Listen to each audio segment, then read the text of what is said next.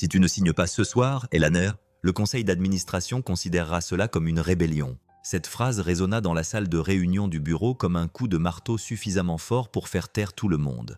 Et Eleanor Val était assise immobile à la tête de la table, entourée d'hommes en costumes somptueux, les yeux brillants d'espoir. Elle entendait leur respiration saccadée et impatiente. Ce n'était pas à cause de la tempête dehors, mais du poids de leurs attentes qu'elle sentait un froid lui transpercer les os. Son cousin et directeur financier, Damian, se pencha vers elle, la voix adoucie, mais juste assez pour qu'on l'entende, comme s'il avait répété. Le projet de réaménagement de Harbor Point est notre nouvelle page blanche. Une seule signature et tout ce sur quoi nous travaillons depuis 10 ans va avancer. Le moment était venu. La tablette tremblait légèrement entre ses mains. Une douce sonnerie numérique retentit, indiquant que le dernier contrat était prêt pour sa signature électronique. Le son l'effraya, comme celui d'une cloche. Les doigts d'Eleanor glissèrent sur le stylo. Elle pouvait entendre son propre cœur battre dans ses oreilles. Lorsqu'elle appuya enfin sur le stylo, la signature vocale fut acceptée. Toute la salle poussa un profond soupir, applaudit, se leva, les papiers volèrent. Mais Eleanor n'entendit et ne vit rien de tout cela. Son regard était vague, perdu dans le passé, non pas à travers ses yeux, mais à travers ses sens. L'odeur de l'isolation brûlée, l'étincelle électrique des lumières qui s'éteignaient, le cri désespéré et déchirant d'une fille coincée derrière une porte fermée, la voix de sa sœur. Le dernier appel téléphonique de sa sœur était resté sans réponse. « Félicitations, Madame Veil », murmura Damien. « Vous avez sauvé l'entreprise. »« Sauvé ». Ce mot lui déplaisait. Elle se recula de la table et se glissa derrière sa chaise en cuir. Sans un mot, elle sortit dans le couloir, accueillie par le courant d'air froid qui sifflait le long du sol en marbre. Ses chaussures claquaient doucement tandis qu'elle marchait, résonnant dans le vaste vide comme de minuscules fissures dans son sang froid. Dans le hall, les portes tournantes grinçaient sous la pression de la tempête de neige. Dès qu'elle sortit, le vent lui fouetta le visage, emportant avec lui le faible hurlement des sirènes lointaines, englouties par la neige. Son souffle se bloqua dans sa poitrine et, pendant une seconde terrifiante, elle ressentit à nouveau cette vieille sensation, comme si elle se noyait à l'air libre. Elle ne savait pas où elle allait. Elle savait seulement qu'elle devait bouger. Ses talons glissèrent sur le trottoir verglacé alors qu'elle traversait la rue et errait aveuglément vers le petit parc en face de la tour. Lorsqu'elle atteignit un banc usé par les intempéries, elle tremblait, et pas seulement à cause du froid. Elle s'assit, expirant bruyamment. Le bois sous elle était gelé, dur comme de la pierre. Des flocons de neige tapotaient son manteau, comme de minuscules jointures, lui posant des questions auxquelles elle ne voulait pas répondre. Un souvenir lui revint avec le vent, le rire de sa sœur, dont le son clair rebondissait dans l'air estival avant de se dissoudre dans le rugissement étouffé de l'hiver. Elle pressa ses paumes contre son visage, écoutant son souffle se condenser dans le froid. Pour une fois, il n'y avait ni tableau, ni caméra, ni besoin de faire semblant, juste le sifflement du vent, le bourdonnement lointain de la circulation et sa culpabilité qui s'étendait dans le silence comme une ecchymose. Elle n'entendit pas les pas qui s'approchaient. Ce n'est que lorsqu'une voix douce, hésitante et joyeuse se fit entendre qu'elle leva la tête. « Mademoiselle, vous allez bien ?» Une petite fille se tenait là, âgée de 8 ou 9 ans, vêtue d'une doudoune bouffante et de mitaines couvertes de colle pailletée. Elle tenait dans sa main un sac en papier froissé. À côté d'elle se tenait un homme d'une trentaine d'années, les yeux fatigués, mais la posture assurée. Il portait une veste de travail recouverte de neige, et sa respiration semblait indiquer qu'il avait couru plus vite qu'il ne voulait l'admettre. « Lily, dit l'homme doucement, laisse-lui un peu d'espace, ma chérie. » Mais la fillette resta sur place, les yeux écarquillés, avec une inquiétude qui semblait trop pure pour un monde aussi dur. « Nous avons apporté des biscuits pour Madame Donnelly, » expliqua Lily en levant le sac comme s'il s'agissait d'une offre de paix. « Mais nous vous avons vue assise toute seule. Et papa dit qu'il ne faut pas laisser les gens seuls quand ils ont l'air comme ça. » Et Eleanor cligna des yeux. « Comme quoi ?» Comme s'ils n'entendaient pas leur propre respiration, dit doucement la fillette. Un son étrange s'échappa d'Eleanor, presque un rire, presque un sanglot. L'homme s'approcha, ses bottes crissant dans la neige. « Je suis désolé. Elle est amicale, trop amicale parfois. »« Non, » murmura Eleanor en s'essuyant sous les yeux. « Ça va ?» Lily l'observa de plus près, comme seuls les enfants savent le faire, sans crainte, directe et d'une précision déconcertante. Puis elle prononça la phrase qui allait lier leur vie. « Madame, vous pouvez emprunter mon papa. Il aide les gens à se sentir mieux quand ils sont tristes. Et vous, à sa place, vous feriez quoi? Accepter cette main tendue ou partir sans rien dire? Dites-le moi en commentaire. Sam eut un tout sautement embarrassé. Lily, je t'en prie. Mais Eleanor ne rit pas. Elle ne pouvait pas. L'innocence de cette phrase la frappa comme une main chaude posée sur une blessure gelée. Emprunter mon papa. Une enfant offrant du réconfort à une inconnue qui ne le méritait pas. Comment tu t'appelles? Demanda Eleanor doucement. Lily Carter, répondit la fillette avec un grand sourire. Et voici mon papa, Sam. Eleanor acquiesça, laissant le nom s'imprimer dans son esprit comme de nouvelles empreintes dans la neige fraîche. Merci de prendre soin de moi. En vérité, ils parlèrent de petites choses insignifiantes. Le projet scolaire de Lily, le travail de nuit de Sam, la tempête. Mais derrière leurs mots, Eleanor sentit un tiraillement. Elle ne pouvait nommer ce qui se détachait dans sa poitrine. Quand ils se levèrent enfin pour partir, Eleanor esquissa un sourire. « Où habitez-vous » Sam répondit avec désinvolture, enlevant la neige de sa veste. « Harbor Point, bâtiment C, dans l'ancien complexe près de la rivière. Nous attendons la décision de la ville concernant le projet de réaménagement. Le monde ralentit. Harbor Point, bâtiment C. Le même nom, le même projet, la même signature qu'elle avait gravée moins d'une heure auparavant. Un froid contre lequel elle n'avait aucune défense s'infiltra directement dans ses côtes. Avant qu'elle n'ait pu réagir, le vent se leva, emportant le son du rire de Lily alors qu'elle tirait Sam vers le passage piéton. Et Eleanor se rassit sur le banc, le souffle tremblant, car pour la première fois ce soir, elle n'était pas seule à se noyer dans la culpabilité. Elle savait désormais exactement qui paierait le prix de sa signature, et ces personnes avaient des yeux bienveillants et un enfant qui offrait des biscuits à des inconnus dans la neige. Et Eleanor se leva du banc, le cœur battant à tout rompre, une seule pensée résonnant plus fort que la tempête. Qu'est-ce que je leur ai fait? Eleanor ne dormit pas.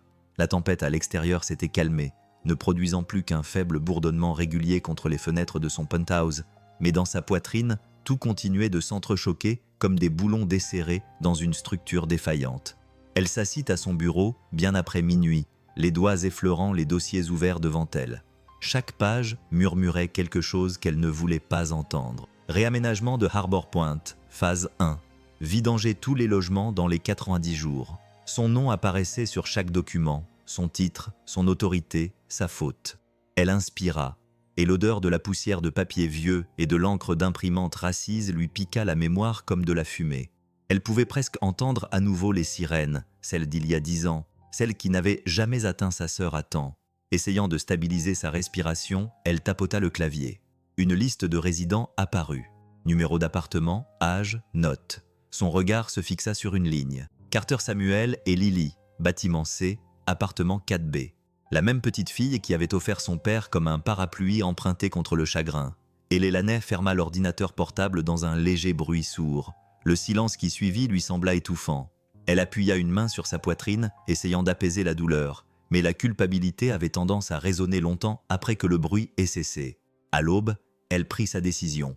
Elle attrapa ses clés et sortit dans le froid matinal. L'ascenseur sonna poliment lorsqu'elle entra, mais son intérieur chaleureux ne parvint pas à la rassurer. Pendant qu'elle conduisait, les pneus sifflaient sur la neige fondue, et le monde extérieur se transformait en une mosaïque de gris et de bleu. Même la ville semblait différente, moins glamour, plus humaine, comme si elle l'entendait pour la première fois. Quand elle arriva à Harbor Point, le vent porta les rires des enfants à travers la cour, fins mais clairs comme des carillons en étain. Cela la surprit.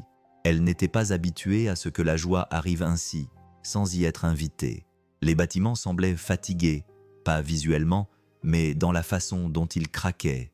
L'ascenseur gémit lorsqu'elle y entra, cliquetant comme quelqu'un qui se racle la gorge avant de confesser quelque chose qu'il aurait dû avouer depuis longtemps. À mesure qu'il montait, chaque étage s'annonçait par un dingue réticent. Lorsque les portes s'ouvrirent, elle aperçut immédiatement une petite silhouette dans le hall. Lily s'écria avec joie. « Madame, vous nous avez trouvés ?» Et Eleanor cligna des yeux. « Je suppose que oui. Tu veux du chocolat chaud ?» demanda Lily, comme si c'était la question la plus naturelle du monde. Avant qu'Eleanor n'ait pu répondre, la petite fille lui saisit la main, douce et chaude sous son gant, et l'entraîna vers la cage d'escalier. Papa fait un chocolat chaud encore meilleur quand il est fatigué. Quelque part entre le 2e et le 3e étage, Eleanor sentit quelque chose bouger en elle. Pas se briser, pas guérir, juste bouger. Sam ouvrit la porte de l'appartement avec une surprise dans les yeux, le genre de surprise qui se réchauffait lentement. « Mademoiselle Val, je ne m'attendais pas à vous voir ici. » Elaner esquissa un sourire. « Lily m'a invité, je ne voulais pas la décevoir. L'appartement était petit mais vivant. Elle pouvait entendre le mijotage d'une casserole dans la cuisine, le tic-tac rythmique d'une horloge légèrement de travers sur le mur, le léger grattement d'un crayon sur le papier alors que Lily reprenait son dessin. Un arôme doux, des oignons, peut-être du romarin, emplissait l'air. Ce n'était pas somptueux, ce n'était pas soigné, mais c'était chaleureux, d'une manière que son penthouse n'avait jamais réussi à être. Sam leva la louche et remua. « De la soupe pour les voisins d'en bas. Des tuyaux ont éclaté hier soir, et j'ai promis de leur apporter quelque chose de chaud. Tu fais ça souvent ?» demanda Elaner. Il haussa les épaules, comme si la gentillesse n'avait pas besoin d'explication. « Ici, les gens veillent les uns sur les autres. C'est comme ça qu'on passe l'hiver. » Elaner jeta un coup d'œil autour de la pièce, aux pages de coloriage collées avec du ruban adhésif, aux tasses dépareillées, aux petits sapins décorés d'étoiles faites maison. L'endroit n'était pas parfait, mais il était aimé. Son regard se posa sur la fenêtre. Une affiche était collée sur le tableau d'affichage du couloir, à l'angle de la pièce, et se recourbait sous l'effet du courant d'air. Elle reconnut immédiatement le format. Calendrier d'expulsion. Avis officiel de réaménagement. Sa signature. Elle sentit son souffle se bloquer. Lily tira sur sa manche. « Madame, regardez, je vous ai fait quelque chose. » La fillette brandit un dessin au crayon représentant 3 personnages assis sur un banc enneigé. L'une portait un manteau chic, l'autre une veste de travail. La troisième se tenait entre elles, les joues rondes et roses. Elaner déglutit péniblement. « C'est magnifique, Lily. C'est toi, » dit Lily fièrement en montrant la silhouette en manteau. « Papa a dit que tu avais l'air triste, mais je pense que tu avais juste froid. » Sam releva la tête, embarrassé. « Lily, ce n'est pas grave. » murmura Elaner, froid. L'enfant l'avait dit avec une telle innocence, sans savoir à quel point elle avait raison. Après le chocolat chaud, simple, doux, réconfortant, d'une manière dont elle ne savait pas qu'elle avait besoin, Elaner se leva pour partir. « Merci pour votre hospitalité, » dit-elle. Sam acquiesça, la voix plus calme maintenant. « Vous êtes la bienvenue ici, à tout moment. » Mais alors qu'elle s'engageait dans le couloir, son attention fut attirée par l'avis d'expulsion. Le logo urbain, emblème de son entreprise, trônait en haut de la page. En dessous, en lettres noires austères, figurait la date limite pour quitter les lieux. Son propre nom brillait en caractères numériques au bas de la page. Une soudaine vague de panique la submergea. Son cœur se mit à battre plus fort, mais elle garda une expression neutre, déglutissant péniblement tandis qu'elle descendait les escaliers. Dehors, une résidente âgée se tenait à côté d'une bougie, protégeant la flamme de sa main ridée. À ses pieds se trouvait une photo encadrée d'une jeune femme aux yeux chaleureux et au sourire fatigué. « C'était votre fille ?» demanda doucement Elaner. La femme acquiesça. « Émilie, elle vivait ici. Elle est morte parce que l'immeuble n'a jamais été réparé, malgré ses supplications. » Son ton n'était pas colérique, juste usé, comme une page lue trop souvent. « Ils ne nous ont pas écoutés. Les gens comme nous ne sont pas écoutés. » Et Elaner ne pouvait plus parler. Sa gorge se serra jusqu'à ce qu'elle sente qu'elle risquait de se fermer. « C'est honteux », ajouta la femme en regardant tristement la photo. « Harbor Point a déjà assez perdu. » Ces mots transpercèrent le sang-froid d'Elaner. Elle se détourna rapidement, s'agrippant à la rampe pour descendre les dernières marches. L'air hivernal lui frappa le visage avec violence, mais il ne faisait pas assez froid pour engourdir ce qu'elle ressentait. Loin de là. Alors qu'elle atteignait sa voiture, l'avis d'expulsion brûlait toujours dans son esprit, sa signature au-dessus du destin de Sam et Lily. Et pour la première fois depuis des années, cette pensée surgit en elle avec une clarté alarmante. Si je ne mets pas fin à cela, Eleanor retournera à Harbor Point 3 nuits plus tard, avec une excuse déjà préparée, mince, maladroite et si différente de la femme qui négociait autrefois des fusions d'1 milliard de dollars sans ciller. Je voulais acheter plus de biscuits à Lily, se dit-elle en marchant dans le couloir recouvert de neige pour rejoindre son personnel. Mais la vérité pesait lourdement sur sa poitrine. Elle avait besoin de les revoir. Elle avait besoin de comprendre le monde qu'elle avait mis en danger.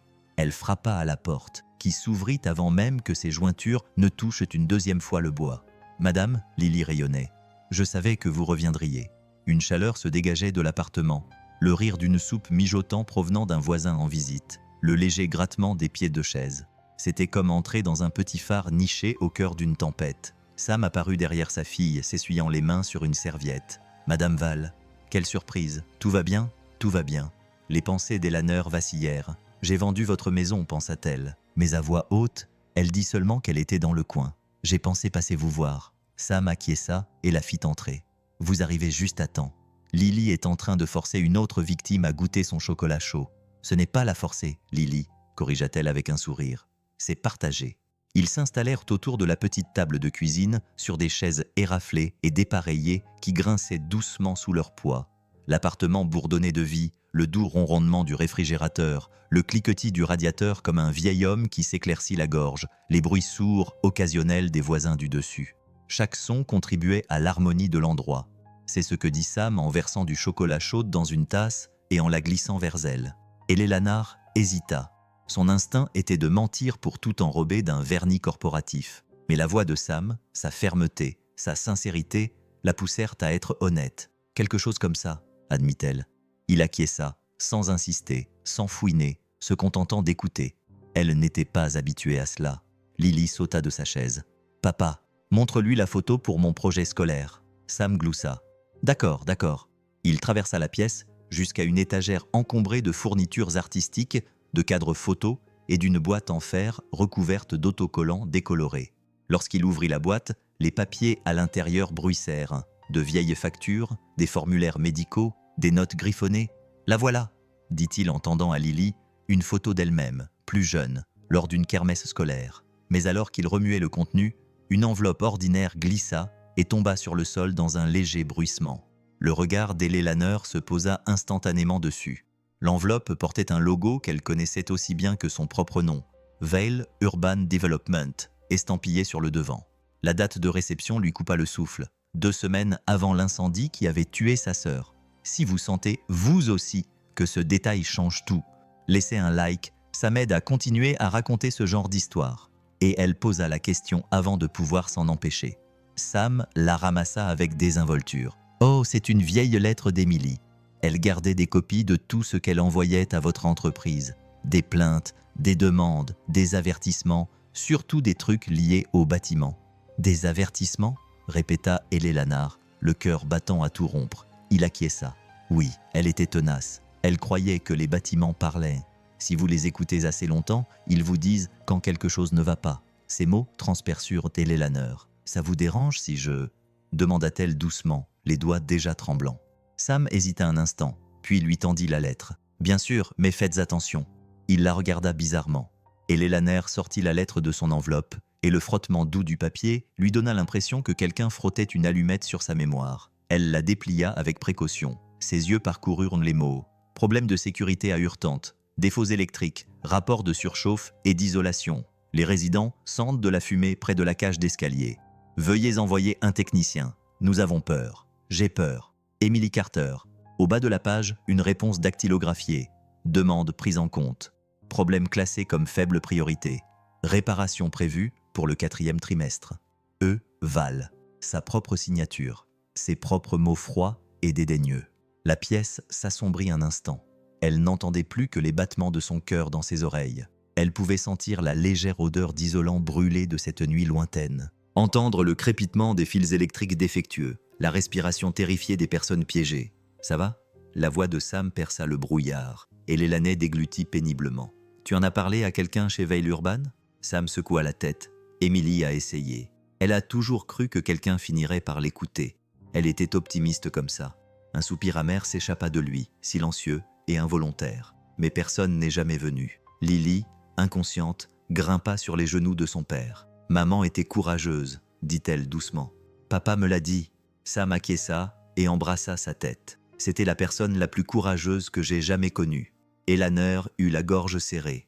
Elle ne savait pas comment elle arrivait à rester assise. Elle plia délicatement la lettre et la remit dans l'enveloppe comme s'il s'agissait d'un objet sacré. « Sam, je suis vraiment désolée pour ce que je vous ai fait. Tu ne connaissais même pas Emily, mais elle avait connu des centaines d'Emily. Des personnes dont les plaintes étaient filtrées par des services marqués par l'efficacité froide du protocole d'entreprise.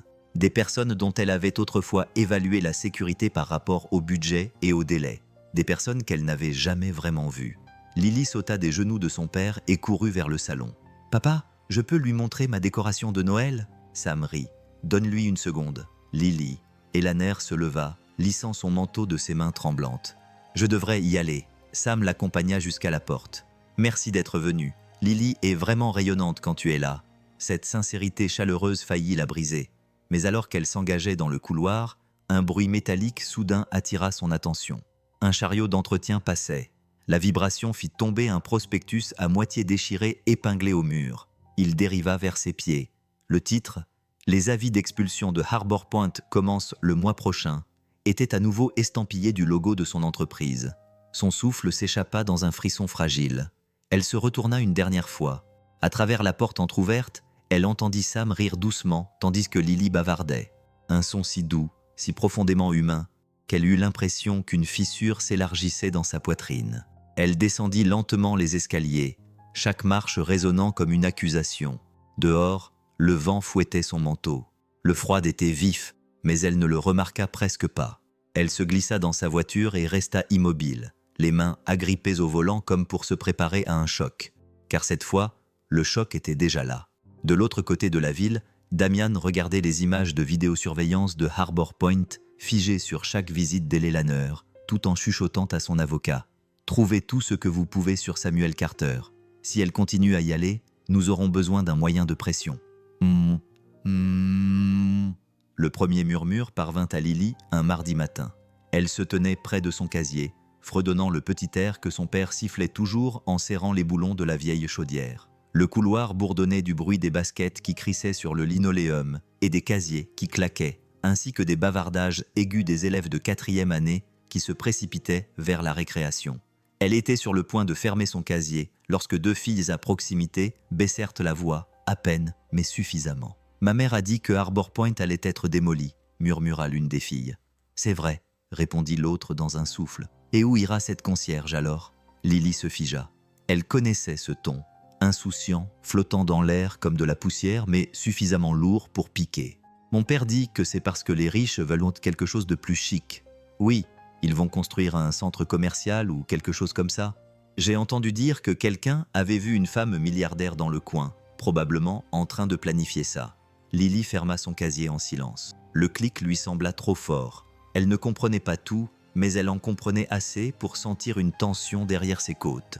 Démolir, les riches ailleurs. Elle déglutit péniblement, forçant ses pieds à se diriger vers la classe. Le même matin, Eleanor fixait la table de conférence dans son bureau, tandis que les avocats énuméraient d'une voix monotone les évaluations des risques et la gestion de l'image. Leur voix se fondait en un bourdonnement monotone, ponctué par le cliquetis des claviers et le bruit lointain des travaux de construction à l'extérieur. Nous recommandons de reporter toute déclaration publique jusqu'à la fin de la première phase de démolition. Votre conseiller juridique a déclaré que l'implication émotionnelle compliquerait tout. Elle se recula de la table et S. Damian a ajouté « Vous avez été vu à plusieurs reprises à Harbor Point », glissa derrière sa chaise en cuir. « Les paparazzi ont pris une photo de vous dans le couloir. Ce n'est pas très bon pour notre image. » Et Eleanor leva lentement les yeux. « Il n'y a rien d'inapproprié à parler avec nos résidents. »« Les résidents, » répéta Damian. « Pour l'instant. » Un silence gênant s'installa dans la pièce. Et Eleanor respira prudemment l'odeur du café, de l'encre d'imprimante froide et d'autre chose, une légère odeur métallique de peur. Elle s'accrochait à elle, mais elle ne savait pas si c'était la leur ou la sienne. À la fin de la réunion, elle ne retourna pas à son bureau. Elle se dirigea directement vers l'ascenseur et appuya sur le bouton du rez-de-chaussée. Harbor Point lui semblait plus proche que jamais. Cet après-midi-là, une assistante sociale se rendit à l'appartement de Sam. Elle frappa à la porte avec légèreté, de manière professionnelle et polie, mais avec une autorité qui fit se crisper les épaules de Sam. « Monsieur Carter » demanda l'assistante sociale lorsqu'il ouvrit la porte. Elle fouilla dans ses papiers pour trouver un bloc-notes. « Je fais le suivi concernant l'avis de réaménagement. Les résidents ayant des personnes à charge doivent examiner les protocoles de transition. » Sam recula pour la laisser entrer. « Nous ne déménageons pas encore. Ils ne nous ont toujours pas donné les indemnités de déménagement. » Elle acquiesça en griffonnant. « Oui, mais avec l'attention récente des médias... » « Quelle attention des médias ?» demanda-t-il d'un ton sec. Elle hésita. « L'article qui circule à propos de vous et du PDG. » Sam serra les mâchoires. « Cet article était nul. »« Je comprends, dit-elle doucement. Mais dans ces cas-là, Nous devons évaluer la stabilité globale. Vous avez 3 emplois. Lily passe beaucoup de soirées seule. Et si Harbor Point devient inhabitable ou dangereux, quelque chose se brisa en Sam, pas violemment, mais comme une poutre surchargée qui craque avant de céder. « Elle est en sécurité avec moi », dit-il à voix basse. « Je n'en doute pas », répondit calmement l'employé. « Mais si les conditions se détériorent après le début de la procédure d'expulsion, nous devrons peut-être réévaluer les options de placement temporaire. » Placement temporaire. Un autre mot pour dire « emmener Lily ». Sam sentit l'air s'épaissir. « Tout va bien », dit-il. « Nous restons ensemble. » Elle lui offrit un sourire compatissant, du genre qui montrait clairement qu'elle ne contrôlait pas les règles qu'elle appliquait. « Restez simplement en contact avec nous, c'est tout. » Quand elle partit, l'appartement sembla trop calme, trop fragile. Lily se tenait dans le couloir, à moitié cachée derrière le porte-manteau. « Papa, ça veut dire quoi, temporaire ?» Sam ferma brièvement les yeux. Ça veut dire que certains adultes ne comprennent pas toujours ce dont les familles ont besoin. Il ne vit pas ses poings crispés contre sa poitrine, blanchis par la tension. 1 heure plus tard, Eleanor arriva en frappant à la porte, avec l'hésitation de quelqu'un qui n'était pas sûr de devoir frapper. Sam ouvrit la porte, visiblement épuisé. « Mademoiselle Val, je vous dérange ?» dit-elle doucement. « Non. » Mais ces mots trahissaient une fatigue qui n'avait rien à voir avec le manque de sommeil. Lily jeta un coup d'œil derrière son père avant de sortir complètement. « Madame, dit-elle d'une petite voix, vous voulez voir ma nouvelle décoration ? Je l'ai faite à l'école. » Et Lélanard s'agenouilla. « J'adorerais, mais… » La voix de Sam s'interrompit, toujours polie, mais tendue. « Tu lui montreras peut-être plus tard, Lille. Je dois parler avec mademoiselle Val. » La fillette hésita, puis acquiesça et se retira dans sa chambre à pas feutrés. Et Lélanard se leva, sentant la tension palpable sous la surface. « Que s'est-il passé ?» demanda-t-elle. Sam expira en se frottant la nuque. « Un travailleur social est venu. Il a dit que l'attention des médias n'était pas bonne, que mes horaires posaient un problème. Il a dit que Lily pourrait devoir être placée ailleurs si la situation venait à se déstabiliser. » Eleanor sentit ces mots lui tomber comme une pierre sur l'estomac. « Sam, je ne savais pas. » Il la regarda. « Vraiment ?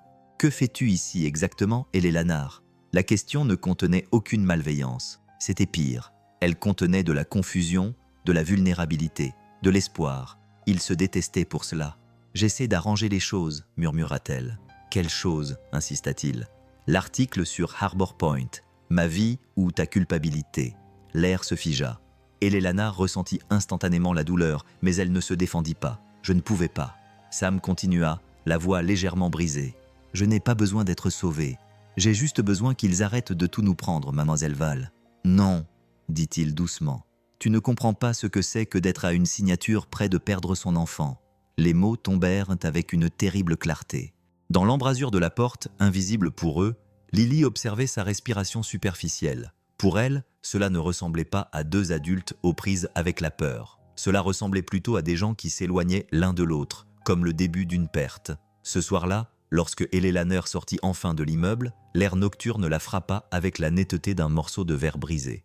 Un journal égaré glissa sur le trottoir, puis un flash d'appareil photo éclata derrière une voiture garée. Un photographe baissa son objectif, les yeux brillants de reconnaissance. « Madame Veil, souriez pour moi. » Avant qu'elle n'ait pu réagir, il prit une autre photo d'elle debout dans le couloir de l'immeuble de Sam, encadrée par la peinture écaillée et les lumières vacillantes. Une image parfaite, une arme parfaite. Elle se détourna rapidement, le cœur battant. Demain, cette photo sera partout.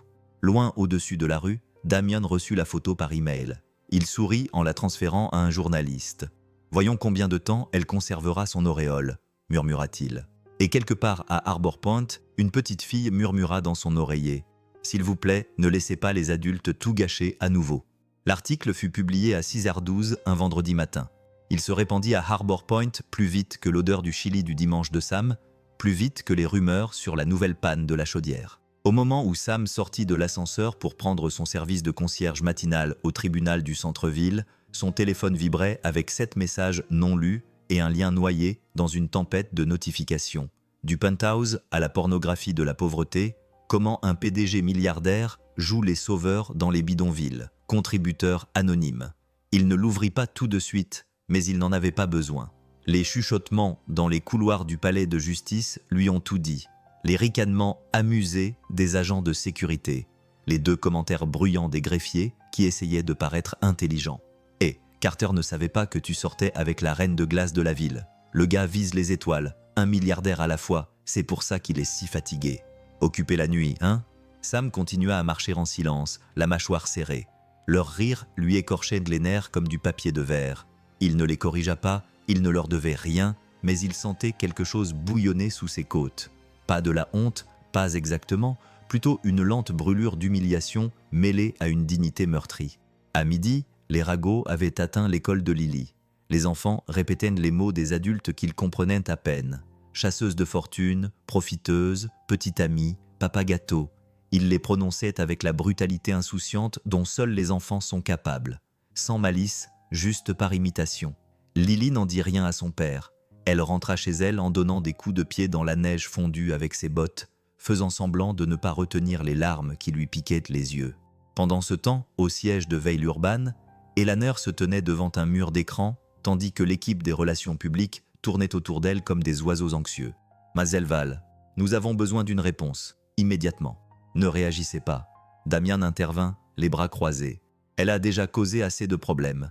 Laissez passer la tempête. Elle s'éteindra si vous cessez d'attiser le feu. » Mais Elaner avait lu l'article, mot pour mot, et elle savait exactement ce qu'il visait à accomplir. Il commençait par une photo d'elle sortant de Harbor Point, le col de son manteau relevé, les cheveux ébouriffés par le vent. La légende était comme un poignard trempé dans du miel. Est-elle en train de les sauver ou de chercher une nouvelle cause à défendre? Le ton était sans équivoque, sensationnel, calculé, cruel. Abonnez-vous maintenant, parce que la suite, ce qui va sortir au grand jour, va retourner toute l'histoire. Quelqu'un a divulgué cela, dit Eleanor calmement, d'une voix maîtrisée, mais tremblante. Orchestré. PR se tut.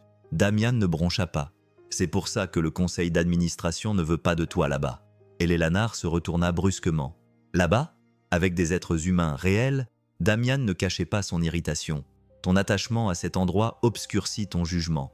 Harbor Point est un problème, un handicap, dont tu dois te distancier. Elle sentit quelque chose de froid s'installer dans sa poitrine. Pas de la peur, de la lucidité. C'est toi qui as envoyé cet article, murmura-t-elle. Il sourit d'un air neutre. Prouve-le. Elle sortit avant de dire quelque chose qu'elle ne pourrait ravaler. Ce soir-là, elle se rendit quand même à Harbor Point. La neige tombait légèrement, enveloppant le monde d'un doux silence. Mais lorsqu'elle entra dans le bâtiment C, la chaleur qui l'accueillait habituellement, les bavardages des voisins, le fredonnement de Lily avaient laissé place à un calme étrange. Sam était dans la cage d'escalier, occupé à resserrer une rampe desserrée. Son expression était indéchiffrable, mais pas sévère. Elle était fatiguée, profondément, douloureusement fatiguée. « J'ai vu l'article », dit-il avant qu'elle n'ait pu parler. Elaner acquiesça. Ce n'était pas vrai. « Je le sais. » Elle cligna des yeux, prise au dépourvu. « Vous le savez, Manzielval, je nettoie la ville pour gagner ma vie, et je fais l'objet de ragots depuis que je suis en âge de tenir une clé à molette. Je sais à quoi ressemble la vérité. » Il fit une pause, serrant le boulon jusqu'à ce que le métal gémisse. C'était ça, n'est-ce pas? Un soulagement surprenant, presque vertigineux, l'envahit. Mais les mots suivants de Sam la blessèrent davantage. Lily l'avait remarqué aussi, et Eleanor retint son souffle. Comment parlait-elle aux enfants? Il expira bruyamment. Elle m'a demandé si je t'aimais parce que tu es riche. La douleur derrière cette plaisanterie était indéniable. Elle s'approcha, la voix basse. Sam, ça n'était pas censé se passer comme ça. Je n'ai jamais voulu que tout cela l'affecte. Tout l'affecte, dit-il.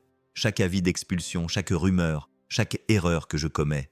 Sa voix se brisa légèrement et il déglutit. Elle est tout mon univers. Et cet article donnait l'impression que je t'utilisais. Ce n'est pas le cas, insista Eleanor. Je sais que ce n'est pas le cas, mais le monde ne le sait pas. Et parfois, cela suffit. Le silence s'installa entre eux, pesant sur leur poitrine. Puis Sam ajouta d'une voix plus douce. « Pourquoi es-tu vraiment ici, Eleanor ?» Elle répondit honnêtement. « Parce que quelque chose en moi s'est brisé il y a longtemps, et chaque fois que toi et Lily ouvrez votre porte, j'ai l'impression que je ne suis peut-être pas irrécupérable. » L'expression de Sam passa de la surprise à quelque chose de plus chaleureux, puis à nouveau à la peur. Avant qu'aucune des deux ne puisse en dire plus, une porte claqua à l'étage. Lily se tenait en haut des escaliers, serrant son sac à dos contre sa poitrine. Ses yeux étaient rouges. « Vous vous disputez ?» murmura-t-elle. Sam se redressa. « Non, chérie. On discute, c'est tout. C'est ce que maman et papa disaient avant que tout aille mal. » Elle déglutit péniblement. L'atmosphère s'alourdit. Eleanor s'avança. « Lily, tout va bien. je te le promets. Mais la voix de la jeune fille tremblait. Les enfants à l'école ont dit qu'on risquait de perdre notre maison à cause de toi, que tu es importante et que nous ne le sommes pas. Et Lélanard sentit son cœur se serrer. Lily, ce n'est pas vrai, tu es la plus importante. Un flash soudain illumina le couloir. L'objectif d'un paparazzi les fixait depuis l'ouverture de la porte de la cage d'escalier. Madame Val, souriez pour le prochain gros titre, se vanta-t-il. Sam réagit rapidement, protégeant Lily, la rage montant en lui. Et Lélanard se figea, non pas par peur du photographe, mais par la brutale prise de conscience que le monde ne laisserait pas cet enfant tranquille. Elle fit un pas vers l'homme. « Supprimez la photo. » Il sourit. « Obligez-moi. » Sam serra les mâchoires. « Sortez. » Le photographe recula, satisfait. « On se reverra dans les actualités de demain. » Il disparut dans la neige à l'extérieur. Et juste comme ça, le petit monde qu'ils avaient construit, calme, inattendu, fragile, sensible, se sentit exposé. Trop exposé. Plus tard dans la nuit, alors qu'Eleanor retournait à son bureau, elle trouva un nouvel email qui l'attendait. Objet. Dossier Carter. PDF de Damian. Au bas du message, une seule ligne. Nous pouvons faire disparaître tout cela si vous coopérez. Les mains d'Eleanor tremblaient, car le chantage signifiait la destruction, et elle savait exactement quelle vie Damian avait l'intention de démanteler en premier. Eleanor lut le dossier 2 fois, non pas parce qu'elle avait besoin de ces informations, elle savait exactement ce que Damian avait compilé, mais parce que la trahison silencieuse qui se cachait derrière chaque ligne lui semblait être un poids qu'elle n'était pas prête à porter.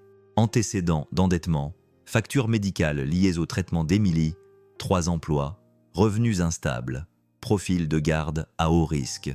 Au bas du document, la signature de Damian semblait suffisante, même en encre numérique. Elle ferma le dossier, le battement de son cœur résonnant dans ses oreilles. Ce n'est pas un moyen de pression, pensa-t-elle. C'est du chantage déguisé en préoccupation. Et Sam ne savait même pas encore à quelle vitesse le sol sous ses pieds était en train de changer. À Harbor Point, le changement avait déjà commencé. Au matin, des avis d'expulsion orange vif étaient collés sur chaque porte. Leurs coins flottaient comme des drapeaux d'avertissement chaque fois que le vieux bâtiment expirait de la chaleur par ses bouches d'aération. Les résidents se rassemblaient dans les couloirs, murmurant en petits groupes serrés. La panique avait un son, mince, aigu, frénétique, et aujourd'hui, elle remplissait chaque étage. Sam sortit de son appartement avec une boîte à outils, mais se figea lorsqu'il vit l'avis sur sa porte. Quitter les lieux dans les 60 jours. Les inspections obligatoires commencent immédiatement. Pendant un long moment, il resta immobile. Lily ouvrit la porte derrière lui, se frottant encore les yeux pour se réveiller. « Papa, qu'est-ce que c'est ?» Sam s'efforça de garder une voix calme. « Juste quelque chose dont je vais m'occuper. » Mais alors qu'ils se dirigeaient vers l'ascenseur, chaque conversation qu'ils croisaient les blessait. « Il nous pousse dehors. D'abord la frénésie médiatique, maintenant ça. J'ai entendu dire que le PDG était venu, probablement pour évaluer les lieux avant de nous démolir. Quelqu'un a causé des problèmes dans cet immeuble. » La dernière remarque fit s'arrêter Sam. « Des problèmes ?» demanda-t-il en se tournant vers celui qui avait parlé, un homme fatigué vêtu d'une veste tachée de peinture. « Qui exactement a causé des problèmes ?» Le voisin haussa les épaules avec une pointe d'amertume. « Depuis que cette milliardaire est arrivée, cet endroit fait la une des journaux. Nous aurions pu passer inaperçus, mais maintenant, ils s'en prennent à nous. » Sam serra les mâchoires, mais ne dit rien. Il ne se faisait pas confiance. Lily tira sur sa manche. « Papa, ils sont en colère contre nous ?»« Non, » répondit-il doucement. « Ils ont peur, c'est tout. » Elle acquiesça, mais il savait qu'elle ne le croyait pas. Plus tard dans l'après-midi, l'assistante sociale revint. Elle parlait doucement, mais son stylo grattait le bloc-notes avec un détachement clinique, documentant chaque détail comme un verdict silencieux. « Monsieur Carter, avec le bâtiment entrant en phase d'expulsion, le déplacement pourrait créer une instabilité pour Lily. Nous devons évaluer si un placement temporaire serait envisageable. » « Non, » répondit Sam fermement. « Il s'agit d'une procédure standard. Vous parlez de m'enlever ma fille parce que quelqu'un d'autre démolit notre maison. Je ne l'emmène pas, monsieur Carter. Nous évaluons la sécurité et la continuité des soins. Vous cumulez plusieurs emplois et si les conditions de vie se détériorent ou si les médias s'en mêlent. Cet immeuble n'est pas dangereux, rétorqua Sam. Et moi non plus. » L'assistante sociale se radoucit. « Je sais que vous faites de votre mieux, mais les décisions des autorités municipales en matière de logement ne sont pas toujours prévisibles. Il vaut mieux se préparer. » Lily se tenait à nouveau dans le couloir derrière eux, petite, silencieuse, absorbant tout comme une éponge faite de peur. Elle murmura dans son écharpe. Peut-être qu'il voudrait un papa si je n'étais pas là. Personne ne l'entendit. Mais cette pensée s'enracina. Ce soir-là, Eleanor arriva. Elle avait répété ce qu'elle allait dire. Elle s'était préparée à la colère de Sam, à la méfiance des résidents, à la douleur d'être à nouveau repoussée. Mais lorsqu'elle tourna au coin du couloir du 4e étage, elle s'arrêta net. Les portes étaient couvertes d'avis d'expulsion. Les familles faisaient leur carton. Les enfants serraient leurs jouets comme des gilets de sauvetage. Une femme qui pleurait doucement dans un torchon. La culpabilité lui piquait la peau comme du grésil. Lorsqu'elle arriva à la porte de Sam, il sortit avant qu'elle n'ait pu frapper. « Eleanor », dit-il, sans froideur, sans chaleur, juste avec lassitude. « J'ai vu les avis. Difficile de les manquer. »« Sam », commença-t-elle doucement, « il y a peut-être encore des moyens de retarder le réaménagement jusqu'à ce que je puisse… » Il l'interrompit d'un signe de tête fatigué. « Je ne peux pas construire une maison sur des « si », elle déglutit. « Alors laisse-moi t'aider avec ce qu'il exigeait, la voix cassée par l'épuisement. L'argent, les avocats, les communiqués de presse. Parce que rien de tout cela n'empêche les gens de perdre la foi ou de perdre leurs enfants. » Eleanor tressaillit. « Je l'ai fait. Il est arrivé quelque chose à Lily. » Sam hésita. Puis, comme un homme retirant une armure qu'il ne pouvait plus supporter, il avoua. Les services sociaux ont parlé d'un placement temporaire. Ces mots lui transperçurent la poitrine comme un coup de massue. « Non, » murmura-t-elle. « Non, Sam, ils ne peuvent pas. »« Ils le peuvent, » dit-il, « et ils le feront si ce chaos continue de s'aggraver. » Elle s'approcha. « Sam, je n'ai jamais voulu que toi ou Lily soyez pris dans cette histoire. Les intentions ne protègent personne, » dit-il doucement. « Seules les conséquences le font. » Et Eleanor baissa les yeux, stabilisant sa respiration. Elle ne pouvait pas le nier. Puis Sam reprit la parole, d'une voix plus douce mais plus tranchante. « Pourquoi te bats-tu si fort pour nous, Eleanor ? Et ne me dis pas que c'est juste pour le projet. » Sa gorge se serra. Elle ne répondit pas. Le silence entre eux changea. Il n'était plus seulement pesant, mais fragile. Derrière eux, Lily jeta un œil depuis sa chambre, les yeux rivés sur eux. Elle ne comprenait pas les adultes, mais elle comprenait la tension.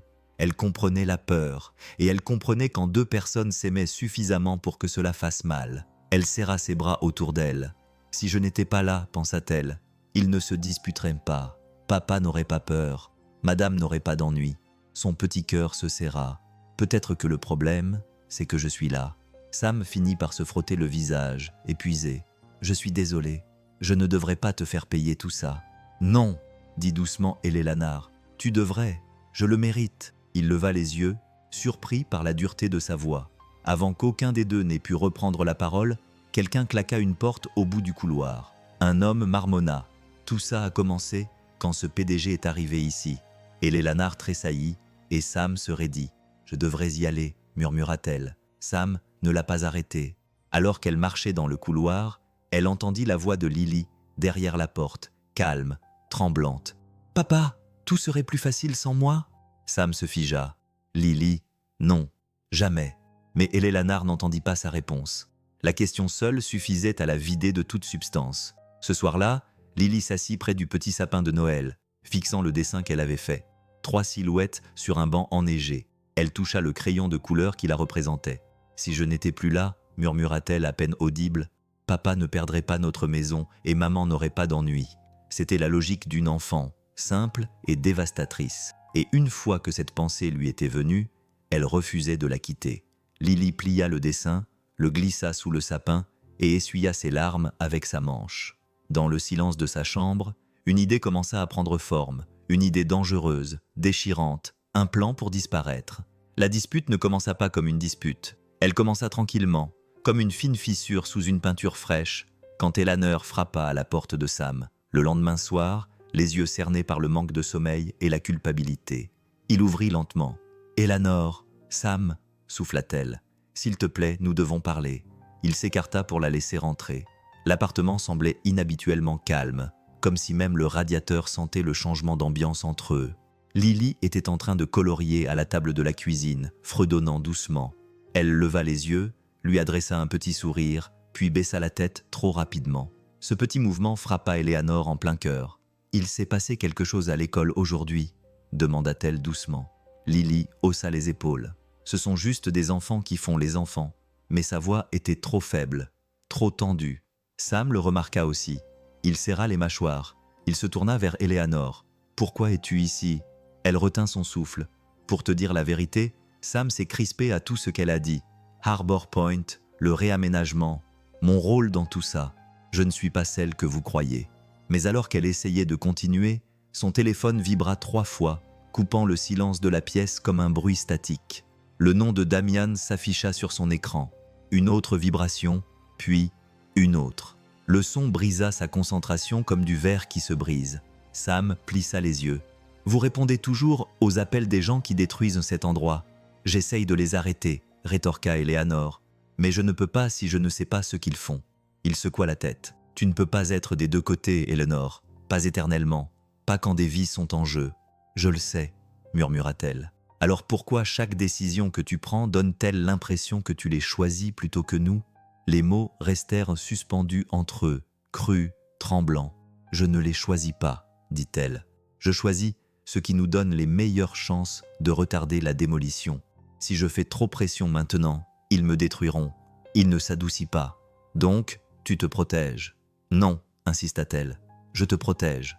Si je dis au conseil d'administration ce que je sais sur la corruption, sur la mauvaise gestion des fonds, Damian s'en prendra directement à toi. Il se prépare déjà à utiliser ta vie personnelle. La vie de Lily comme moyen de pression. » Le visage de Sam changea. Ce n'était pas de la colère, mais de la peur. C'était pire. « Alors, » demanda-t-il, « tu penses que je ne peux pas supporter d'être pris pour cible ? Tu penses que je n'ai pas survécu à pire ? » « Je pense, » dit Eleanor doucement. « Tu ne devrais pas avoir à survivre à tout ce silence. » Une pression lourde. Puis Sam expira, la voix tremblante. « Je ne veux pas être ta cause, Eleanor. Je ne veux pas que Lily soit ton projet de culpabilité. » Et Eleanor tressaillit. « Ce n'est pas ce que je... » « Elle n'est pas un symbole, » dit-il sèchement. « C'est une enfant. Elle mérite la stabilité, elle mérite la sécurité, et je ne peux pas lui offrir cela si tout ce qui nous entoure continue d'être entraîné dans ton monde. » Sa gorge se serra. « Sam, je tiens à elle et à toi. C'est ça le problème, » murmura-t-il. « Tu continues à te soucier avec ton cœur, mais tu prends tes décisions avec ton entreprise. Et chaque fois que les deux entrent en conflit, Lily et moi sommes écrasés au milieu. » La vérité frappa durement. Son souffle s'accéléra. Il ne criait pas. Il n'en avait pas besoin. Une honnêteté tranquille est souvent plus tranchante que la rage. Derrière eux, une chaise bougea doucement. Lily écoutait. Ils ne le remarquèrent pas. La nuit tomba rapidement sur Harbor Point. Un vent glacial faisait vibrer les fenêtres, et le faible bourdonnement de la circulation résonnait dans les tuyaux comme un tonnerre lointain. Lily resta assise seule à la table de la cuisine, longtemps après que la dispute eut laissé place à un silence pesant. Elle posa son menton sur ses genoux, la regardant fixement, dessinant 3 silhouettes se tenant la main dans la neige. Mais maintenant, cette image lui semblait mensongère. Les adultes ne se tenaient pas la main. Ils s'éloignaient l'un de l'autre, et elle savait au fond d'elle-même quelle en était la cause. Si elle n'avait pas parlé à ce journaliste cette fois-là, si elle n'avait pas posé les mauvaises questions, si elle ne s'était pas liée d'amitié avec cette femme qui avait causé des problèmes, peut-être que tout serait encore normal. Sa poitrine se serra. Une pensée lui murmura, petite et terrifiante. « Si je n'étais pas là, papa ne perdrait pas l'appartement et maman n'aurait pas d'ennui. Tout le monde se dispute à cause de moi. » Ses yeux se remplirent de larmes. Elle attrapa sa boîte de crayons de couleur et en sortit le bleu, celui qu'elle avait utilisé pour dessiner la neige. Lentement, d'une main tremblante, elle commença à écrire au dos du dessin. « Si je ne suis pas là, papa ne perdra pas sa maison. Madame n'aura pas d'ennui. Je t'aime. » Les lettres étaient bancales, certaines trop grandes, d'autres trop petites. Elle s'essuya les joues avec sa manche, laissant des traces de crayon bleu sur sa peau. Elle plia le dessin en deux, puis le glissa délicatement sous le petit sapin de Noël en papier qu'elle avait fabriqué à l'école, sa version d'un au revoir que personne n'avait demandé. Elle enfila son manteau, ses mitaines, ses bottes.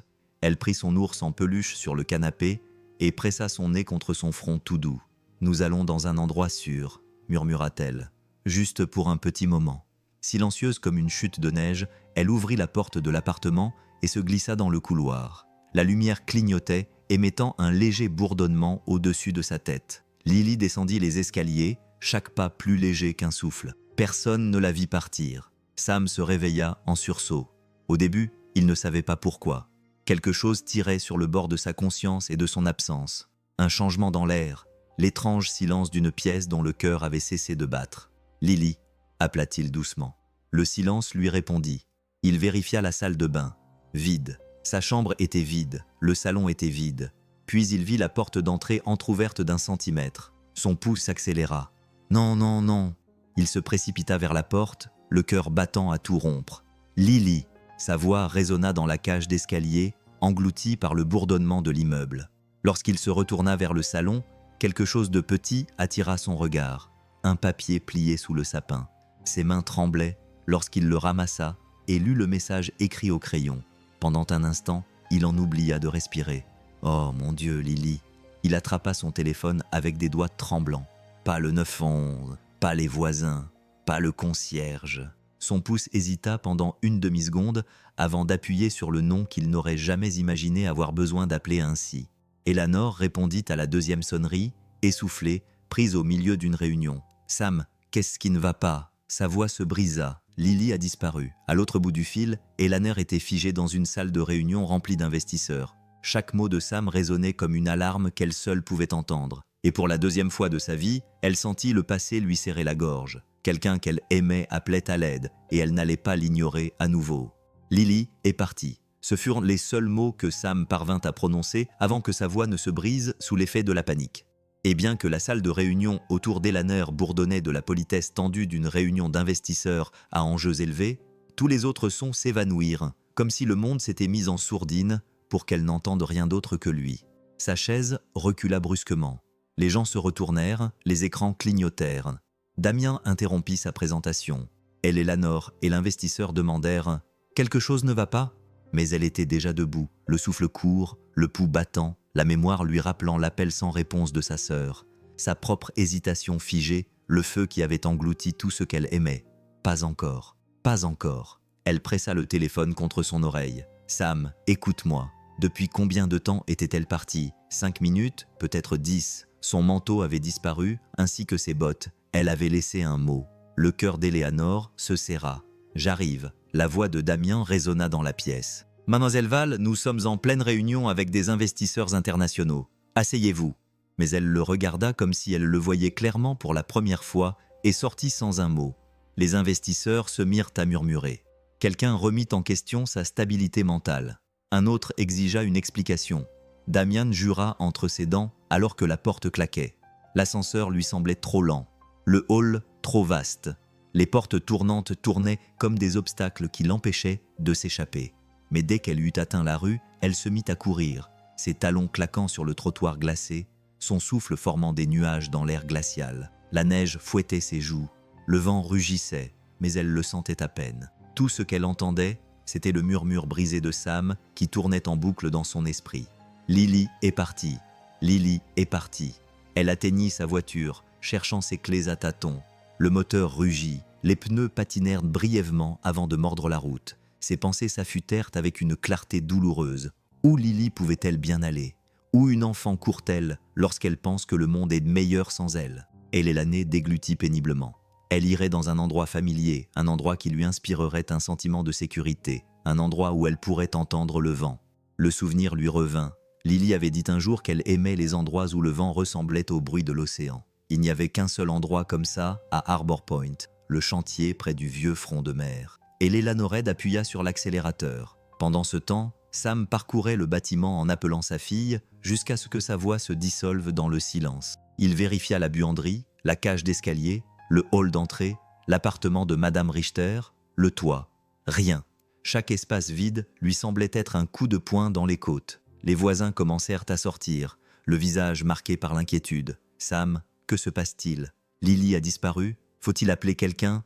Mais il courait déjà dehors dans le vent glacial, scrutant la rue comme un homme qui se noie, désespérément à la recherche d'un rivage. Il ne savait pas où il allait.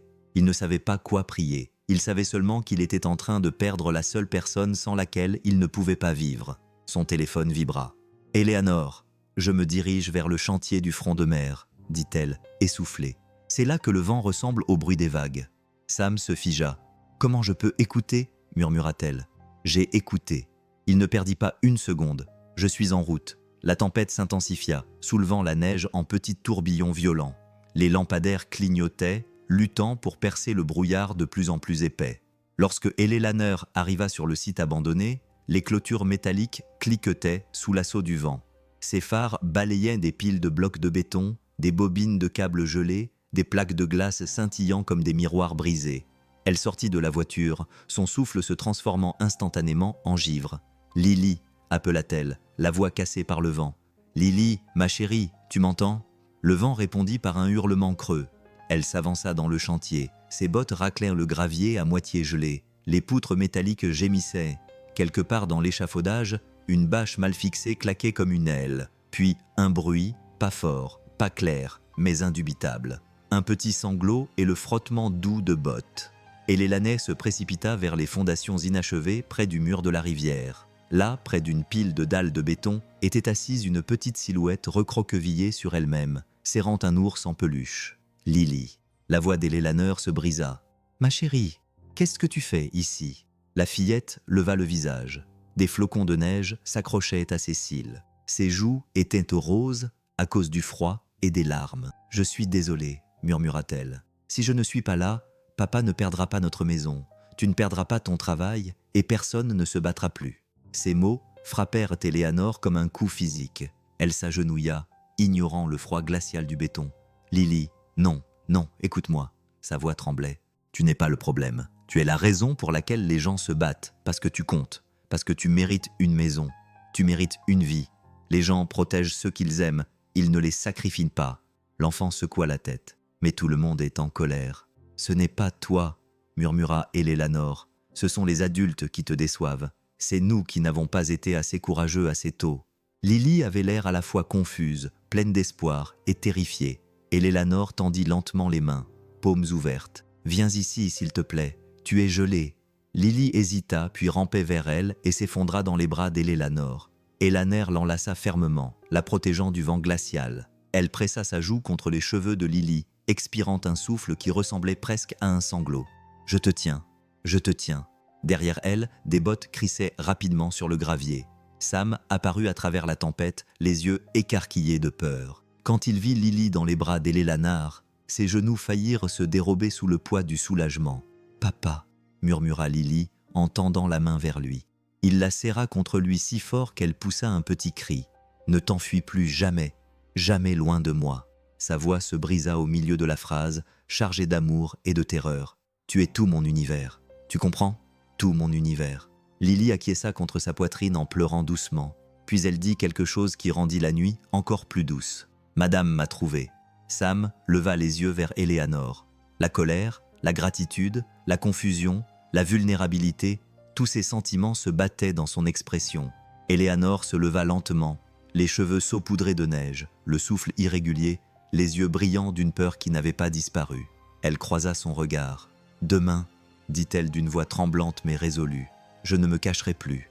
Je dirai la vérité, toute la vérité, sur Damien, sur l'entreprise, sur ce qui s'est passé il y a des années. » Sam eut la gorge serrée. « Éléanore, tu pourras me détester après, » murmura-t-elle. « Mais ce soir, laisse-moi rester à tes côtés.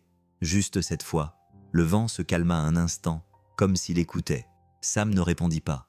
Pas encore. Le moment était trop fragile, trop intense. Mais Lily serra les deux adultes dans ses bras, ses petites mains agrippant deux adultes tremblants qui l'aimaient suffisamment pour se livrer à elle. Des sirènes se rapprochaient au loin, la police et les équipes de recherche arrivant tardivement, leurs gyrophares clignotant dans le paysage gelé. Éléanore expira en les regardant s'approcher. Demain, une guerre l'attendait, mais ce soir, une enfant avait été retrouvée, et toutes les choses perdues ne restaient pas perdues. Le jour de la réunion du conseil d'administration se leva, gris et lourd, comme si le ciel lui-même se préparait à l'impact. Et l'élanais se tenait devant les hautes fenêtres de son bureau, écoutant la ville respirer, le grondement lointain des camions, le bruit sourd des premiers navetteurs, le sifflement du vent glissant entre les gratte-ciel. Normalement, ces sons la rassuraient. Aujourd'hui, il ne faisait que lui rappeler à quel point la frontière entre l'ordre et l'effondrement était mince. Son téléphone vibra, signalant 3 messages non lus de Damien, puis 7, puis 13, chacun plus urgent, plus autoritaire, plus insistant. Elle les ignora tous. En bas, les journalistes envahissaient le hall comme une marée agitée. Leurs voix résonnaient à travers les portes vitrées, leurs questions étaient vives, se chevauchaient avec avidité. « Madame Veil, avez-vous enlevé un enfant hier soir ?» Harbor Point s'effondre-t-il sous votre direction? Allez-vous démissionner de votre poste de PDG aujourd'hui? Les agents de sécurité les retenaient, mais leurs paroles la transperçaient malgré tout. Elle ferma les yeux et repassa dans sa tête l'image qui l'avait accompagnée toute la nuit. Lily, endormie sur la poitrine de Sam dans l'ambulance, les doigts agrippés à son manteau. En sécurité, vivante, enveloppée dans une couverture et dans l'amour. Je ne la laisserai pas tomber, promis Elé Lanner. Plus jamais, jamais. Dans la salle du conseil, l'atmosphère était glaciale. Les caméras des chaînes financières et des journaux locaux étaient alignées contre le mur du fond. Les investisseurs étaient assis, raides, dans des fauteuils en cuir, leurs manteaux posés sur les accoudoirs, le visage impassible et froid. On entendait le bruissement des dossiers qu'on ouvrait, le cliquetis des stylos. La tension avait un goût métallique, comme quelque chose qui s'enflamme juste avant de brûler. Damian se tenait à la tête de la table, élégant et serein. Quand il souriait, c'était avec l'assurance d'un homme qui croyait que la guerre était déjà gagnée. « Merci à tous d'être venus », commença-t-il. Manzelval a demandé à s'adresser au conseil d'administration au sujet des événements récents. Mais avant cela, j'aimerais clarifier la position de l'entreprise. Il appuya sur une télécommande. Des graphiques s'affichèrent sur l'écran derrière lui. Profitarx projetait des rendus de croissance de tours de luxe à l'emplacement actuel de Harbor Point. Notre plan de réaménagement est crucial pour notre stabilité financière. Les détours et les interférences émotionnelles, dit-il en jetant un regard appuyé vers Elé Lanner, ont compromis notre calendrier. Des murmures parcoururent la table. Il poursuivit d'une voix aussi lisse que de la glace mouillée. Le comportement récent de Manzelval, notamment ses visites répétées à Harbor Point, son implication non divulguée auprès d'un résident et le scandale médiatique qui s'en est suivi, soulèvent des inquiétudes quant à son jugement. Des flashs crépitèrent au fond de la salle. Elé Lanner s'avança. Assez. Sa voix ne s'éleva pas. Ce n'était pas nécessaire. Une conviction tranquille portait plus loin que n'importe quel cri. Damian serra les mâchoires. « Eleanor, si vous voulez bien attendre. »« Non, dit-elle. Vous avez eu votre tour. Maintenant c'est le mien. » Elle prit une lente inspiration, s'ancrant dans le doux bourdonnement des bouches d'aération, le léger tapotement des doigts anxieux sur le bois poli, les mouvements agités des corps, anticipant quelque chose de monumental. « J'ai commis des erreurs, commença-t-elle.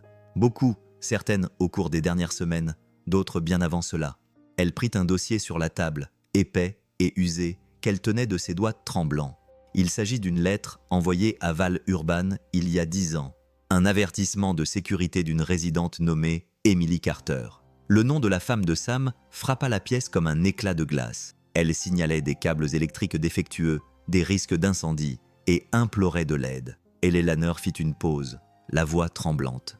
Sa lettre est arrivée à nos bureaux et m'a été transmise. Des halètements s'élevèrent entre les chaises. J'ai ignoré son avertissement, je l'ai classé comme peu prioritaire. Je l'ai archivé dans un système conçu pour protéger les profits plutôt que les personnes. Ses yeux brillaient, non pas de manière théâtrale, mais de vérité. Un immeuble a brûlé. Une femme est morte. Des familles se sont effondrées.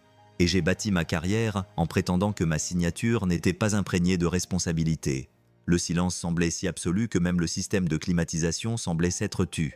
Damian s'avança. « Elé Lanner, ce n'est pas… » Elle leva la main, ferme et résolue. « Ne m'interrompez pas. » Puis, elle appuya sur la télécommande. L'écran derrière elle afficha des images d'hommes âgés de Harbor Point transportant des provisions dans des ascenseurs en panne, d'enfants jouant au football dans des couloirs exigus, de voisins partageant de la soupe dans des bols ébréchés. Elle appuya à nouveau. Une photo de Lily apparut. Son petit corps recroquevillé sur le béton froid près du chantier, enveloppé dans une couverture de sécurité.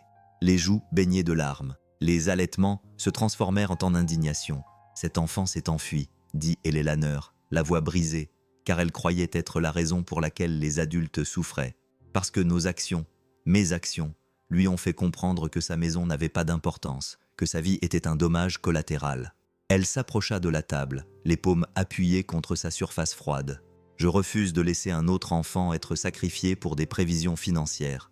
Pas sous ma surveillance. » Un investisseur se pencha en avant. « Que proposez-vous exactement ?»« L'arrêt complet de la démolition de Harbor Point, » répondit-elle. « La restauration immédiate du complexe et la création d'un fonds, le fonds Emily et Harbor Point, financé par la réaffectation des dépenses non comptabilisées que Damian avait détournées vers des sociétés écrans afin de gonfler les coûts du projet. » La salle s'embrasa, les voix s'entrechoquèrent. « Est-ce vrai » Malversation financière.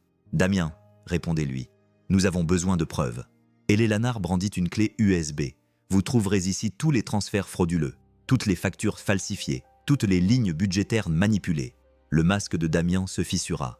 Vous pensez pouvoir sacrifier toute votre famille, siffla-t-il. Vous perdrez tout. J'ai déjà perdu plus que vous ne pouvez l'imaginer, répondit-elle doucement.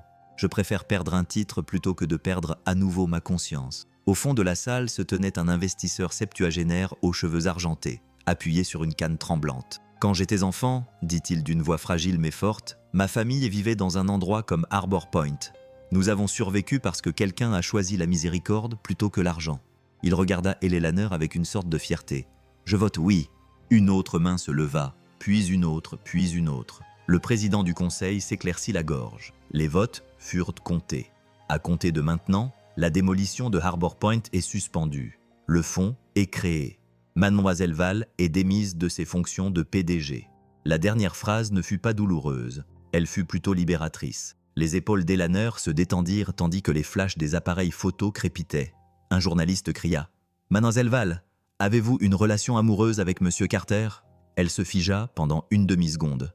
À travers la foule devant les portes de la salle du conseil, elle l'aperçut. Sam se tenait parmi les voisins et les manifestants, le regard confus, plein d'espoir et d'incrédulité. Il ne bougeait pas, ne parlait pas. Il serrait simplement la main de Lily un peu plus fort. Hélé Lanard ne pouvait pas répondre aux journalistes. Pas encore, pas ici. L'histoire n'était pas terminée. Alors que la foule se rapprochait, Hélé Lanard s'écarta, le cœur battant, non pas à cause de la perte de son titre, mais à cause de cette question à laquelle elle n'était pas prête à répondre. Sans le pouvoir que lui conférait sa position, Sam voudrait-il toujours d'elle dans sa vie ? Le printemps n'est pas arrivé en douceur à Harbor Point. Il est venu comme un long soupir après des mois passés à retenir son souffle. D'abord au son des équipes de construction qui foraient à l'aube, puis au son des rires des enfants qui couraient autour des échafaudages, entourés de rubans de signalisation fluorescents, puis au rythme régulier de la vie communautaire qui revenait dans un endroit qui avait presque disparu. Et à travers tout cela, Hélé Lanard se déplaçait tranquillement parmi eux, non pas en tant que PDG, ni en tant que figure de pouvoir, mais en tant que personne reconstruisant quelque chose qu'elle avait autrefois contribué à détruire. Elle portait sous le bras des dossiers contenant les autorisations de subvention. Elle apprenait les noms des résidents. Elle écoutait ce qu'ils craignaient, ce qu'ils espéraient, ce dont ils avaient besoin pour se sentir à nouveau complets. Elle avait troqué son bureau d'angle contre une chaise pliante dans le nouveau centre communautaire temporaire, où la peinture fraîche parfumait encore l'air. Curieusement, elle avait l'impression que c'était la première véritable promotion de sa vie. Sam l'observait depuis l'embrasure de la porte un après-midi, les bras légèrement croisés, le regard doux et indéchiffrable. Elle était agenouillée à côté de Madame Ortega, guidant la main de la vieille femme qui signait un formulaire de demande de réparation. La voix d'Hélé Lanard était chaleureuse, patiente, la même chaleur que Lily avait remarquée dès le début, avant que personne ne réalise à quel point leurs histoires étaient étroitement liées. Sam entra dans la pièce. « Vous avez manqué une tache de peinture sur votre manche », la taquina-t-il. Et Lanard baissa les yeux, surprise, puis rit, doucement, sans retenue. « J'ai en moyenne 2 accidents de peinture par jour maintenant. Vous devriez peut-être m'apprendre à tenir correctement un rouleau. »« Je peux le faire, dit-il, mais vous me devrez un chocolat chaud. » Ils échangèrent un sourire, doux, prudent, du genre qui réchauffe sans brûler. Mais derrière eux se cachait une incertitude qu'aucun des deux n'osait aborder. Pas après tout ce qui s'était passé, pas après la guerre dans la salle du conseil et l'effondrement de toute sa vie professionnelle. Ils restaient proches, mais avaient tous deux peur de se rapprocher davantage. Même Lily l'avait remarqué. La cérémonie d'inauguration de l'aile rénovée de la communauté de Harbor Point était prévue pour un samedi ensoleillé et frais. Des chaises pliantes remplissaient de la cour. Une petite scène avait été montée à partir de plateformes empruntées. Sa surface craquait légèrement sous la brise. Sam resserra le pied du micro, tandis qu'Eleanor disposait les programmes sur la première rangée de sièges. Derrière eux, des bénévoles accrochaient des guirlandes de petites ampoules lumineuses qui clignotaient comme des lucioles. « Tu es prête pour ton grand moment ?» demanda Sam. « Ce n'est pas mon moment, » répondit-elle. « Il appartient aux gens qui vivent ici, et à une personne qui n'a pas eu cette chance, » ajouta-t-il doucement. Eleanor retint son souffle. « Émilie » Elle acquiesça, la voix calme. « Oui, elle aussi. » Lily courut vers eux, agitant une fiche. « Madame, papa, regardez, je répète mon discours.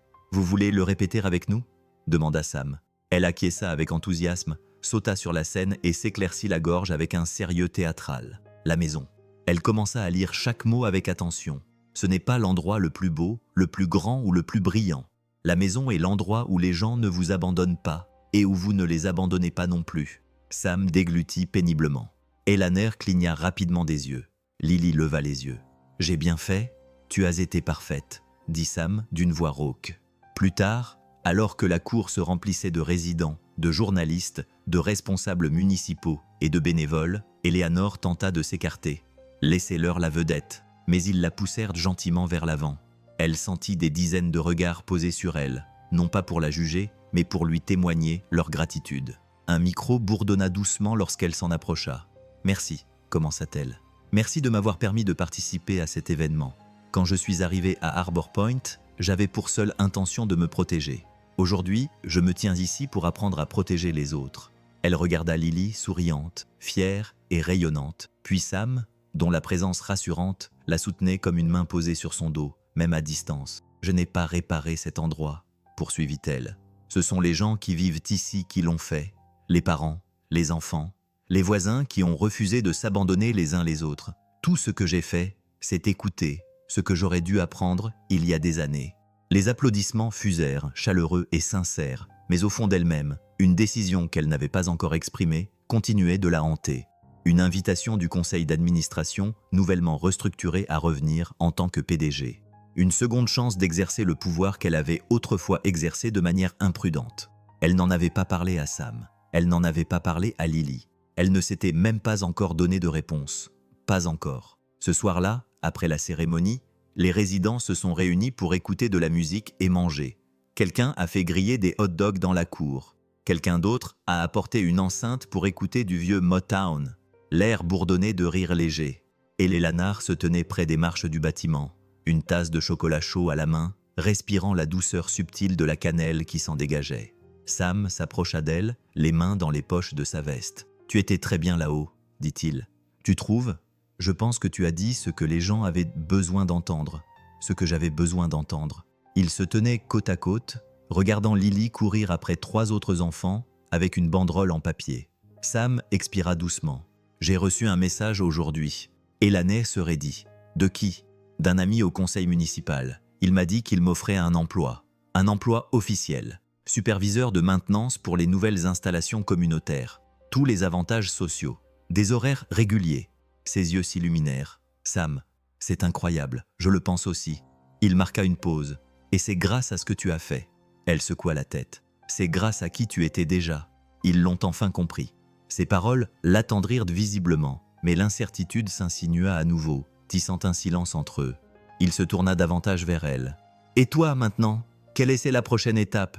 Elle hésita. « Le conseil d'administration veut que je revienne, » dit-elle finalement, en tant que PDG. Sam se figea.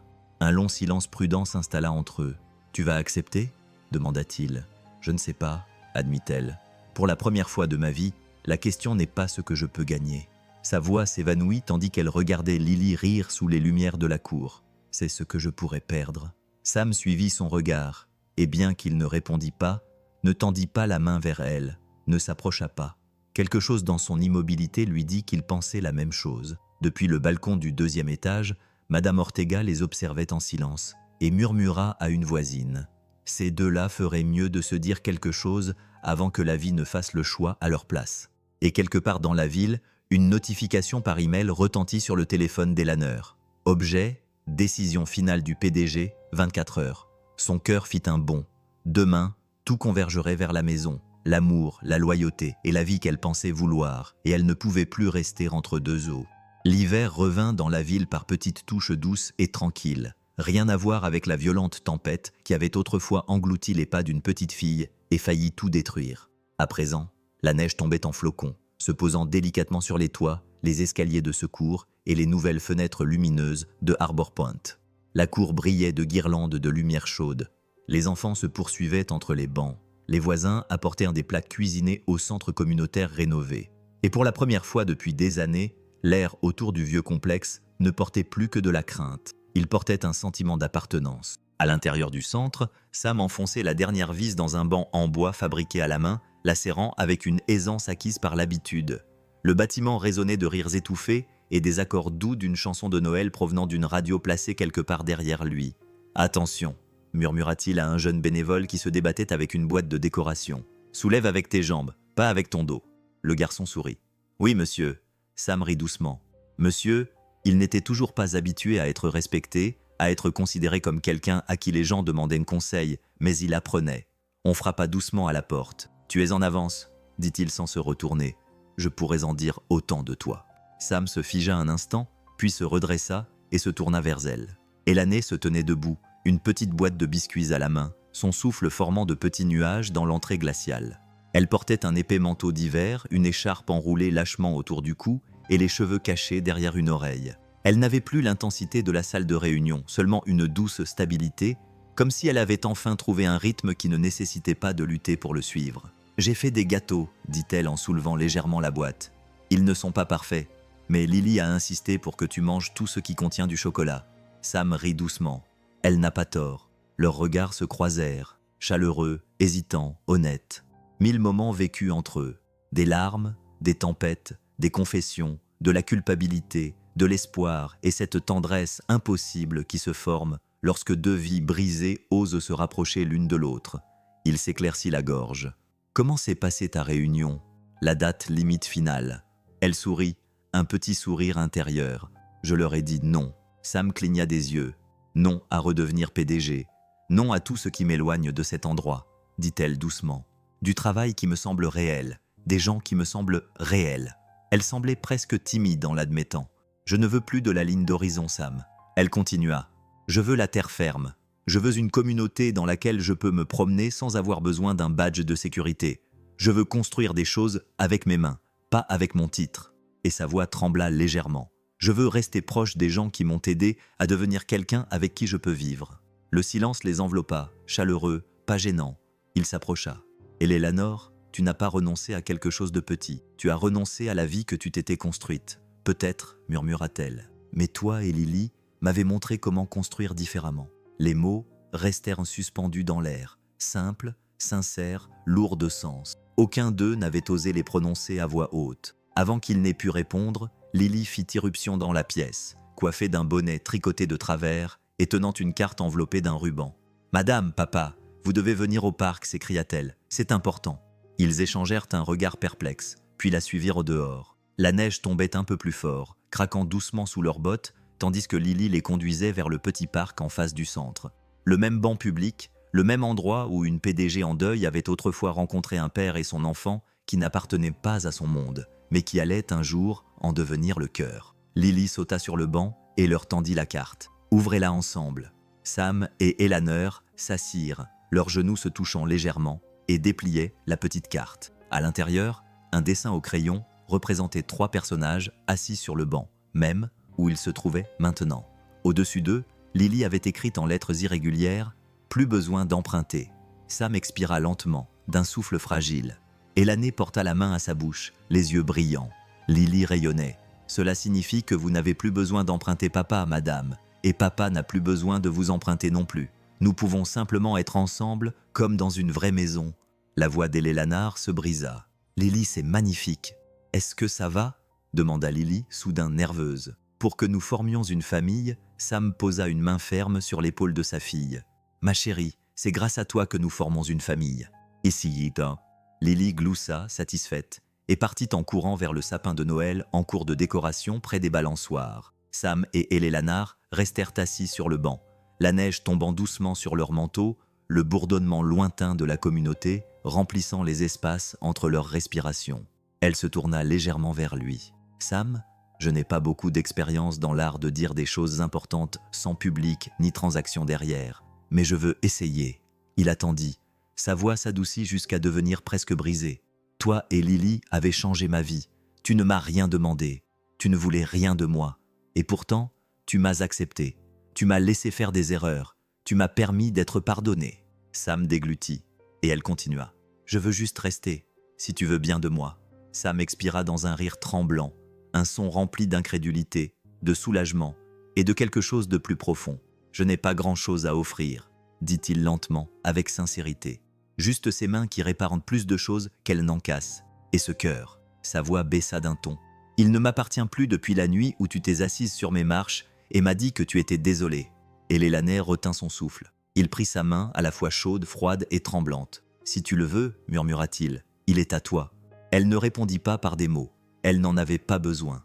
Elle posa doucement sa tête sur son épaule, ses doigts se resserrant autour des siens. Lily revint en courant et se glissa entre eux en riant à bout de souffle. « Pousse-toi, je veux aussi la place au chaud. » Sam rit, Élanais rit, et tous les trois, assemblés de manière inattendue et imparfaite par la douleur et le choix, et quelque chose qui ressemblait à de la grâce, s'assirent sur le banc, tandis que la neige tourbillonnait doucement autour d'eux. Une famille qui n'était pas empruntée, un foyer reconstruit à partir de la vérité. Au loin, une cloche d'église sonna. Les lumières du centre communautaire brillaient. Les enfants criaient de joie, et une voix calme dans le cœur de chaque auditeur murmura « Le foyer n'est pas l'endroit où nous commençons. La maison est l'endroit où nous choisissons de rester et de guérir ensemble. » Fin de l'histoire. Mais pas la fin de l'espoir. Quelque part dans la ville, par une autre nuit froide, un autre père célibataire se tenait sous la neige qui tombait, sans savoir que sa vie aussi était sur le point de changer. Une nouvelle histoire l'attendait. Parfois, la guérison ne se fait pas par de grands gestes. Parfois, elle commence par un choix discret de rester, d'écouter, de pardonner ou simplement de croire qu'aucune vie n'est trop brisée pour être reconstruite. Si cette histoire vous a touché, si elle vous a rappelé la gentillesse dont vous avez été témoin, l'amour que vous avez reçu ou les difficultés que vous avez surmontées, j'aimerais vraiment avoir de vos nouvelles. Avez-vous déjà vu une communauté se rassembler comme l'a fait Arbor Point? Avez-vous déjà rencontré quelqu'un qui a changé votre vie comme Sam et Léanor et la petite Lily ont changé la leur?